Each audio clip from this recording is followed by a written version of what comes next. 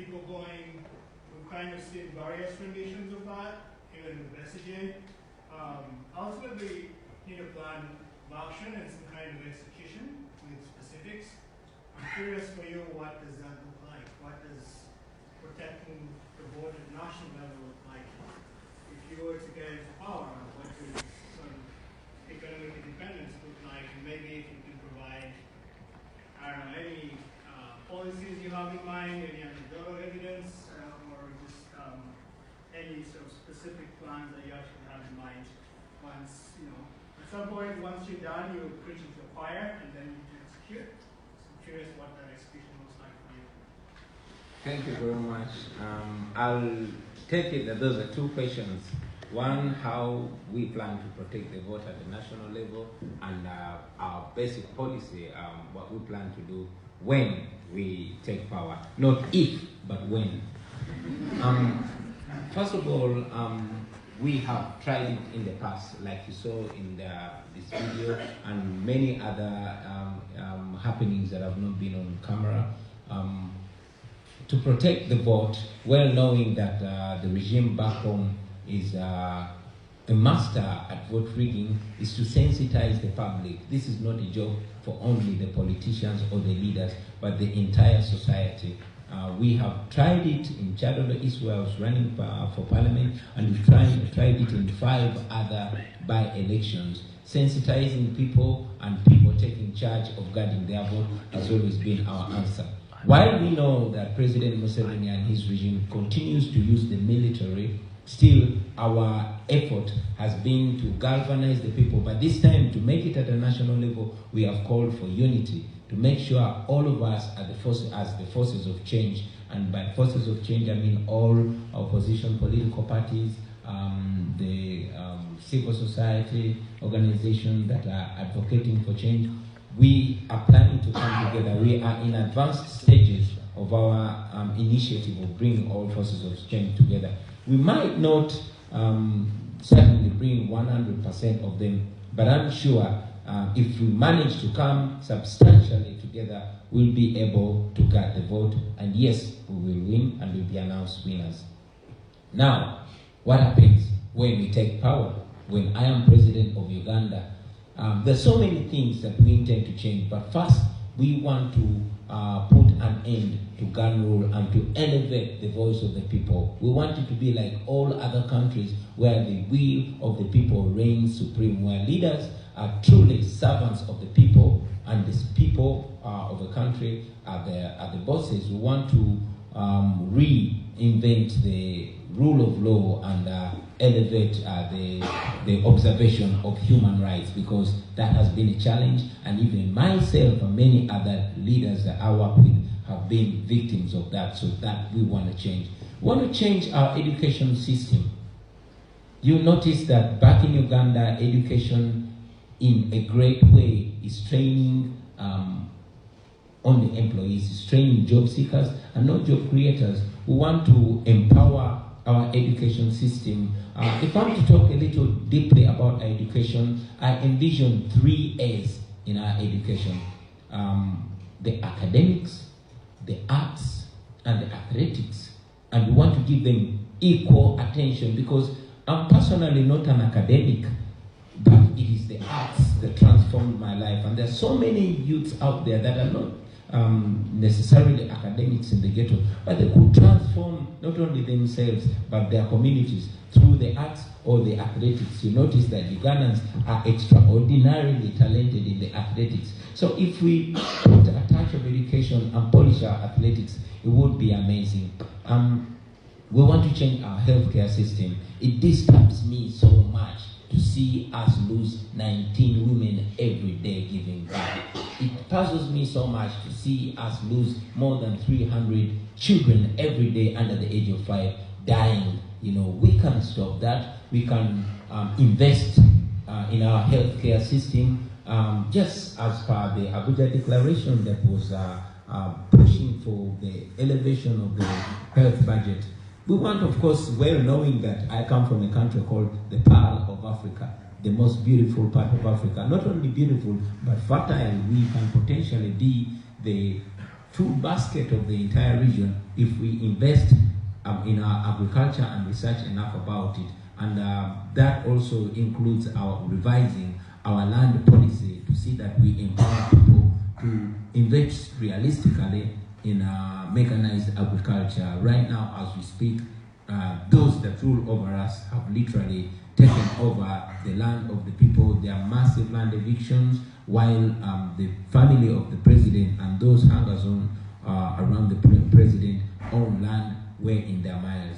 We are an endowed country. We are rich, I must say. We got oil, we got minerals. We want to have policies that focus the benefit of those natural resources of the country to benefit. And finally, and very importantly, because we live in a deeply, deeply divided country along tribal lines, along religious lines, along class and income, along political leanings, we want to initiate a truth and reconciliation initiative to make sure we bring our nation together, our young nation together, so that we have a foundation of an everlasting stability and peace as a country.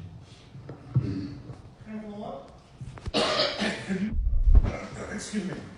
You let somebody else go first. Okay. Yes, thank you. Hi. So, Jeremy. Wow. My name is Paul Katanga. I came to the U.S. last year to do a master's program. I come from Disorder. And I have just two questions. One question is, for the last elections, I've been traveling from Kampala to go to Disorder to vote for the position, right? And I worry because at the moment what we tend to see is that there is no coordination amongst the opposition. That's my impression that's there.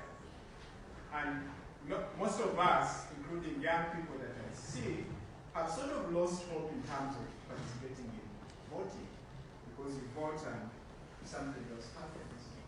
So what confidence can we get if we are to think about, going through the system, like the real electoral system? We have confidence that actually we can change things back in the country.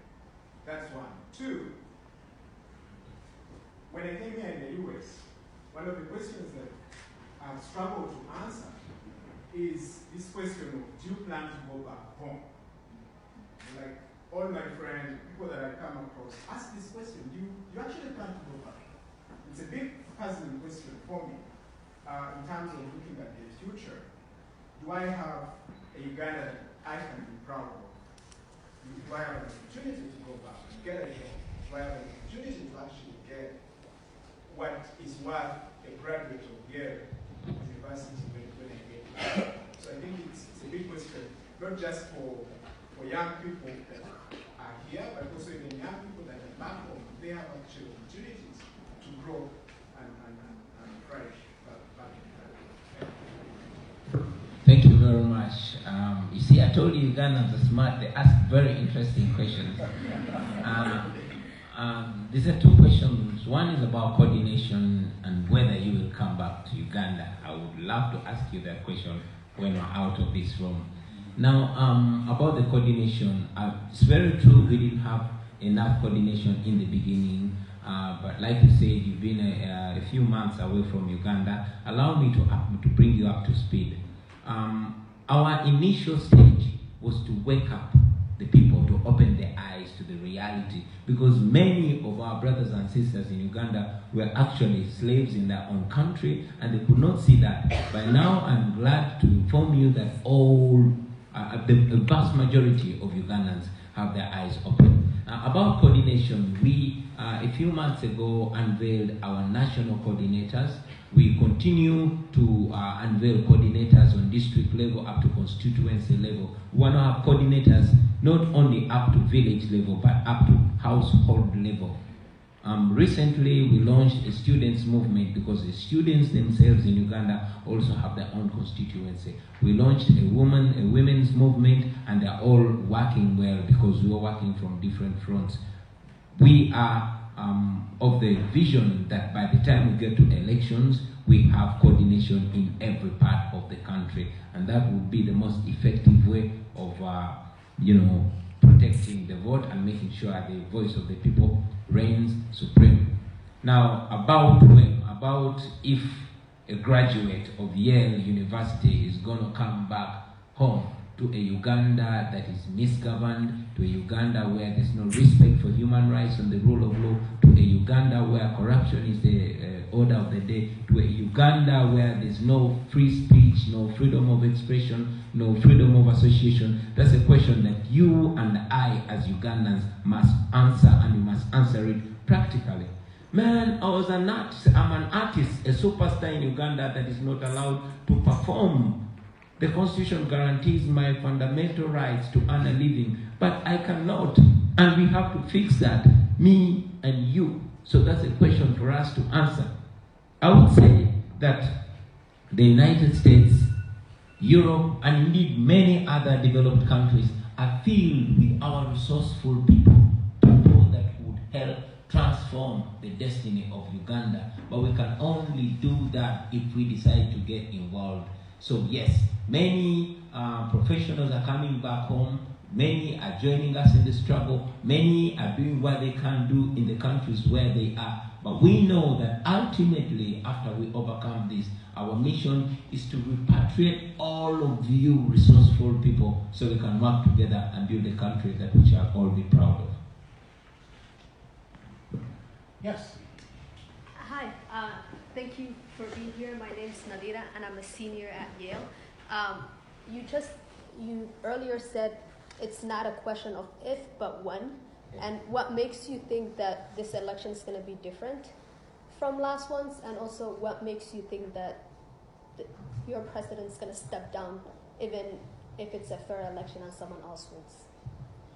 Well, first and foremost, it's not an issue of the president stepping down. It's an issue of the voice of people being louder and more assertive than the force of the guns and individual power of the president. Now, what is going to make this election different? First of all, allow me to point out the main different land-shifting factors. Like never before, President Museveni has never faced a challenge from our generation. Uganda is a country that has more than 80% of its population under the age of 30, and yes, 85% under the age of 35. We are the youngest population in the world, and not only young, but more connected and more dynamic. We are more united than ever before. We've always been divided along tribes and all that I've talked about, but that's the older generation, not our generation. Our generation is more united by the challenges that we go through every day, that don't care of your tribe or your gender. We all face it the same. And yes, we're more united by the aspirations that we have as a generation.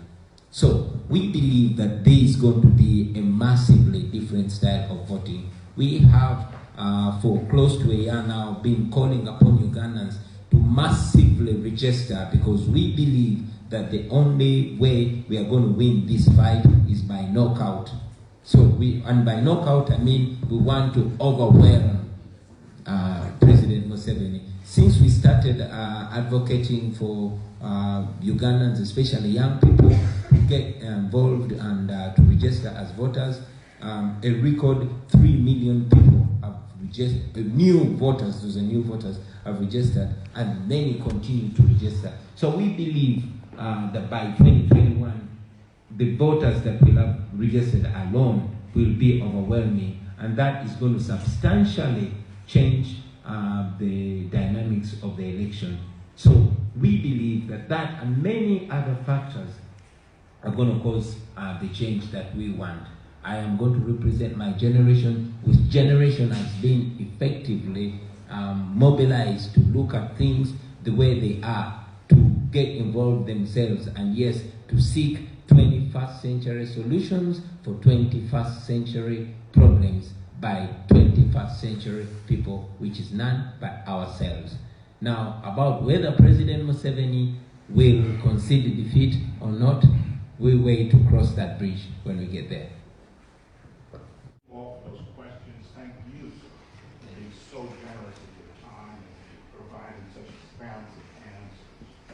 one day you may be president, but right now I'd like to invite my favorite president up to give you thanks.